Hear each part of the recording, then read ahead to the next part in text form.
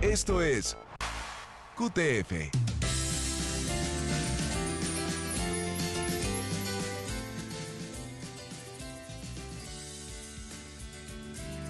Está bien, chicos, está hecho.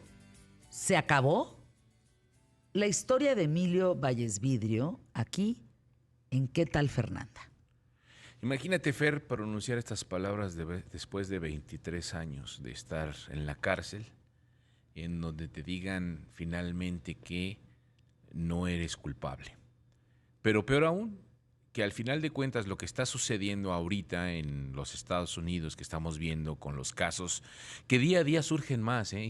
Y nos enteramos de más y más y más casos, y este es uno de ellos. Estamos enterados del caso de George Floyd, del que ya hemos platicado ampliamente aquí en estos mismos micrófonos. Estamos enterados del caso de Jacob Blake, el hombre que fue asesinado recientemente con 7 balazos por un policía.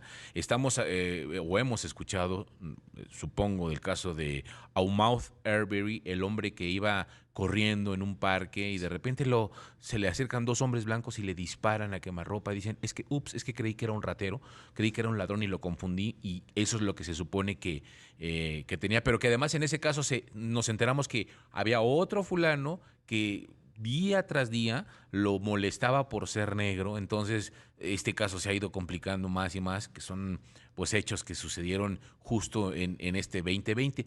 Pero hay uno que sucedió el 14 de enero de 1997 y es el de este hombre que se llama Jonathan Irons, que resulta que en ese 14 de enero de 1997 Stanley Storter, un hombre que pues regresó de trabajar, estaba en su casa, ya lo habían asaltado en alguna ocasión y resulta que oye un ruido al interior, ahí en su propia casa, al interior de su casa, y cuando va a investigar, del armario brinca un hombre, sale una persona y le mete 2 balazos, uno en el hombro, otro en la cabeza. Esto sucede en San Luis, Missouri, y finalmente el hombre o el ladrón escapa, pero Stanley logra sobrevivir a pesar de estos 2 impactos de bala, pero no tiene claro exactamente quién es el ladrón. Lo llevan a la comisaría con la policía y le enseñan 6 fotografías y le dicen, ¿cuál de estos es el hombre que te disparó? Le dicen, no, es que no No, tengo bueno, idea, o sea, no, no tengo no. una idea clara. Y el policía le dice, tienes que señalar alguno, es por tu bien. Híjole. Y entonces finalmente entre esas 6 fotografías, pues al azar escoge una y señala justamente a Jonathan Irons. Jonathan Irons tenía la mala suerte de vivir muy cerca de donde vivía Stotler, y entonces, bueno, pues finalmente termina siendo acusado. En una audiencia preliminar lo señala ya o lo identifica como el agresor. La defensa, que era una defensa pública que tenía este joven apenas de 16 años, pues no le permite subir al estrado por 2 circunstancias. Primero, porque dice que era demasiado joven para poder alegar en un juicio, y segundo, porque finalmente no tenía educación. Entonces no estaba preparado para poder defenderse y entonces no le permiten subir al estrado. Los fiscales, por su parte, dicen que tienen pruebas suficientes para poderlo acusar y para poderlo señalar. Incluso hablan de que el mismo Stanley lo había identificado y también de que el mismo Jonathan Irons se había declarado culpable cuando tuvo la entrevista con un policía, una entrevista o una grabación que nunca existe, que no se tiene, que no se presenta en el caso, y que finalmente no había huellas digitales, no había ningún hecho que pudiera conectar Y aún esta así lo relación, culpan. y lo culpan y lo condenan a 50 años de No, cárcel. bueno. No, no, Entonces no, no. termina justo Qué en la tragedia. prisión, en estos 50, pues ya por este juicio, porque además es juzgada, tenía 16 años, pero lo juzgan como adulto. ¿Por qué? Porque justamente en ese lapso de que se está dando el juicio, había una situación política muy importante en los Estados Unidos. Y entonces las autoridades, para ganar votos, para que los políticos se acomodaran los cuellos, empiezan a decir que se tienen que dar todo el peso de la ley, mano dura a los criminales, a los jóvenes, y entonces determinan que este joven de 16 años tiene la edad suficiente para ser juzgado como adulto y lo terminan condenando a 50 años de cárcel. 9 años después hay una chica que se llama Maya Moore, que en ese momento tiene 18 años. Ella estudia en Connecticut, pero viaja a Missouri, porque ahí está toda su familia, y su familia es muy religiosa, y en esas reuniones pastorales y de religión, pues tratan de ayudar a los presos que pues tienen dificultades, se acercan a ellos, platican, y es justamente cuando Maya Moore conoce a el propio Jonathan Irons. Esta joven fue, nada más para que nos demos una idea, esta joven de 18 años fue seleccionada en primera ronda por el equipo de baloncesto profesional de los Estados Unidos, los Minnesota Lynx, que son los Lynces de Minnesota, un equipo profesional de la NBA Women allá en los Estados Unidos, y que esta chica basquetbolista en 2014 es nombrada la jugadora más valiosa de la liga, tiene 2 medallas de oro olímpicas, ha ganado 2 mundiales y para muchos, los especialistas en el ámbito del baloncesto, es la mejor jugadora en la historia de la WNBA, la Liga Profesional Femenina de Básquetbol. Pero bueno, pues resulta que esta chica, con estas clases pastorales que tiene cuando regresa, conoce a Jonathan, empieza a tener una relación de amistad, de amigos, se intercambian libros, le platica, se hablan por teléfono, y es cuando Moore se entera perfectamente del caso de Irons, y Irons le jura y le perjura que prácticamente es inocente, y le dice que sí, que confíe en él porque es prácticamente inocente. Es cuando Moore se pone a trabajar ya en años posteriores, a trabajar en la defensa y que se abra y a pugnar porque se reabra el juicio. Ahora, Moore no solamente tiene esta convicción con Irons. Desde tiempos antes, como joven pues, la universidad, va a manifestaciones en contra de la violencia contra los afroamericanos, contra las personas de color. O sea, ella sí está muy metida en eso. Obvio, hay 2 factores importantes. Número 1, desafortunadamente, pues no es tan famosa como los de la NBA, que los de la NBA ponen una rodilla en el suelo y todas las cámaras están puestas en ellos.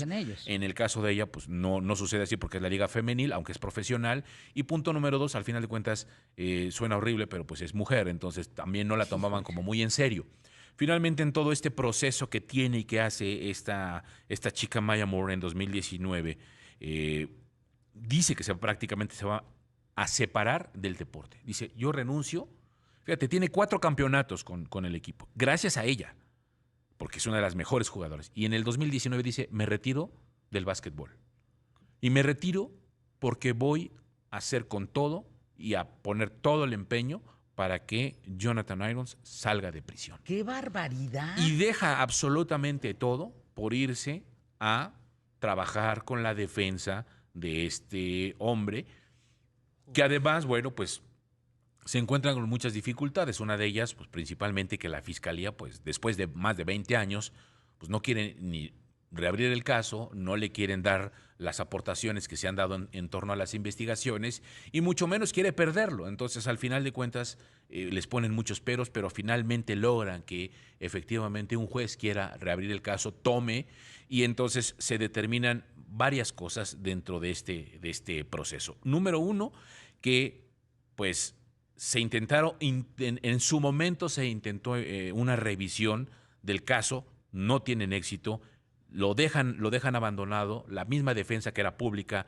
decide no tomar en serio este caso y finalmente lo abandona. El 9 de marzo de este año, la condena de Irons, ahora ya de 40 años, es revocada y se le otorga la libertad. Después de 23 años. No. ¿Por qué?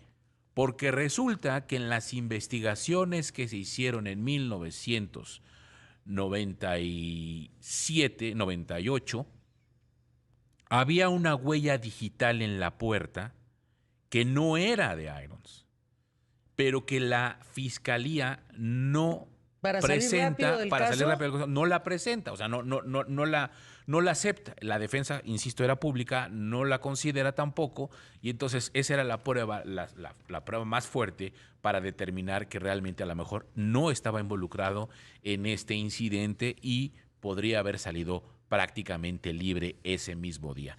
Este asunto, que fue lo que le pudo haber facilitado a la defensa, pues que el caso se hubiera caído, no se presentó en aquel momento y por eso termina después de 23 años en la cárcel.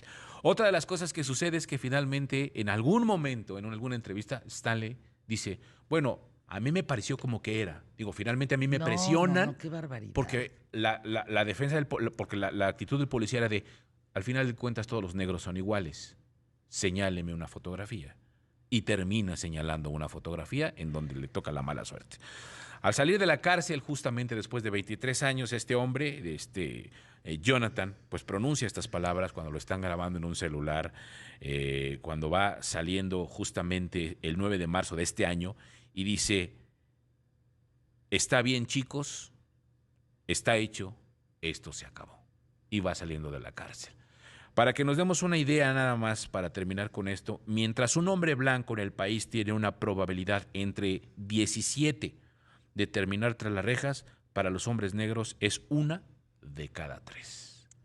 Esa es la circunstancia que se está viviendo y que estamos viendo en Estados Unidos. No recuerdo el nombre, lo estoy pidiendo a los jefes de información. ¿Cómo se llama esta serie donde violan a una chava? No se las cuento porque vale la pena. Ingobernable o indescriptible, no recuerdo el nombre. Pero es un caso real de una chava que la fuerzan a que tenga que declararse culpable cuando no lo es. Véanla. Vale. ¿Que ella se tiene que declarar? Sí. Ah, claro, sí, una mujer negra. No. ¿No es una mujer negra? Inconcebible. Inconcebible, ok. Inconcebible se llama. Unbelievable. En inglés, unbelievable. Tienen que ver con esto.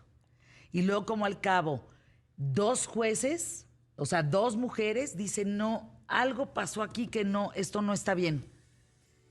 Es un caso como este que nos estás contando. Qué terrible, ¿eh? Sí, que... Ya es libre, está bien, chicos, ya está hecho, se acabó. Es el día que salió Es de la el día cárcel. que sale de la cárcel. En marzo de este año.